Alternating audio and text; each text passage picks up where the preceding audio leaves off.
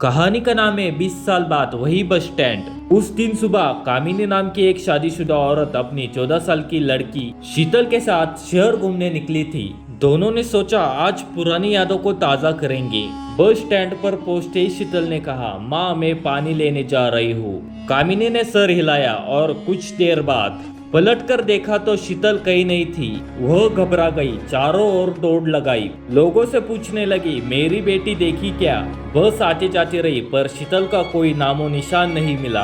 दिन रात तलाश चली, पुलिस अखबार में खबर दी, पर शीतल जैसे हवा में गुम हो गई थी। समय बीत गया, कामिनी बूढ़ी होने लगी, पर उसका दिल आज भी 14 साल की उसकी बेटी पर अटका था। हर बस स्टैंड पर जाकर पूछती, कहीं मेरी शीतल तो नहीं है। लोग उसे पागल समझते थे, पर वह कहती थी माँ की उम्मीद कभी खत्म नहीं होती। फिर 20 साल बाद वही बस स्टैंड, सुबह की ठंडी हवा, लोगों की भीड़। एक लड़की सादे कपड़ों में चाय बेच रही थी। चाय लीजिए, गरम चाय। उसके चेहरे पर सादगी थी, पर आंखों में एक गहरी कहानी छुपी थी। कामिनी वहीं से गुजर रही थी, थकी हुई थी, पर उसने शीतल की उम्मीद छोड़ चुकी थी। वह चाय वाले लड़की के पास गई और बोली, बेटा एक कप चाय देना। लड़की मुस्कुराई, जी माई अभी देती हूँ। कामिनी ने जैसे ही उसका हाथ देखा, उसकी आंखें नम हो गई। उसके हाथ पर वही ओम का निशान था जो बचपन में कामिनी ने अपने बेटी पर ओम का टैटू बनवाया था। कामिनी कांपती आवाज में बोली, शी शी शी शीतल।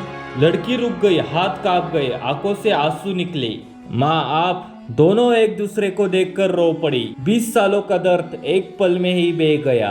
शीतल ने बताया कि बचपन में मैं किसी बस में चढ़ गई थी, फिर वो गुम गई थी। एक अनजान औरत ने उसे देखा और उसे पाला और पोसा। वह पढ़ नहीं सकी पर जिंदगी से लड़ी। अब चाय बेचकर गुजारा करती थी। कामिनी ने उसे गले से लगा लिया। माँ की ममता कभी हार नहीं सकती बेटा। और उस दिन बस स्टैंड पर चाय से ज्यादा आंसू उबल रहे थे, पर वह आंसू खुशी के थे। फिर कामिनी शीतल को अपने घर ले गई।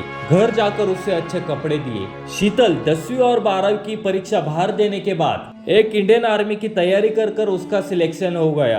कामिनी बोली, शीतल तूने मेरा सर गर्व से ऊंचा कर दिया, तू इंडियन आर्मी के ऑफिसर बन गई। शीतल ने बहुत मेहनत की थी, इसलिए वो इंडियन आर्मी के ऑफिसर बनी। तो गाइस आपको ये वीडियो कैसी लगी जरूर बताएं कमेंट में। मैं हूँ आपका दोस्त अभिषेक। मिलते हैं अगले नए मोटिवेशन वीडियो में।